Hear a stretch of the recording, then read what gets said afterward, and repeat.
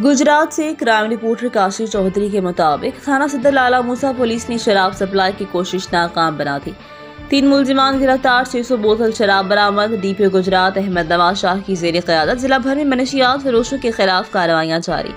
DSP लाला मूसा circle Chaudhary Mohammad इकराम की जेर निगरानी एसएचओ थाना सदर लाला मूसा इंस्पेक्टर लियाकत हुसैन ने पुलिस टीम के हमरा मनशियात फरोशों के खिलाफ कार्रवाइयां करते हुए शराब सप्लाई करने की कोशिश नाकाम बनाते हुए 3 मुलजिमान को गिरफ्तार कर लिया। गिरफ्तार मुलजिमान में जहीर अब्बास, अब्दुल इसाक, रिजवान अली शामिल। मुलजिमान के कब्जे से मजमूई तौर पर 600 बोतल शराब, स्मगलिंग में इस्तेमाल होने वाली गाड़ी, 2 मोटरसाइकिल भी कब्जा पुलिस में ले लिए।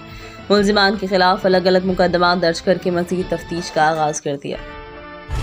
अब तक के लिए इतना ही। मजीद खबरों से बाखबर रहने और ताज़ा अखबार पढ़ने के लिए विजिट करें हमारी वेबसाइट rednews.pk।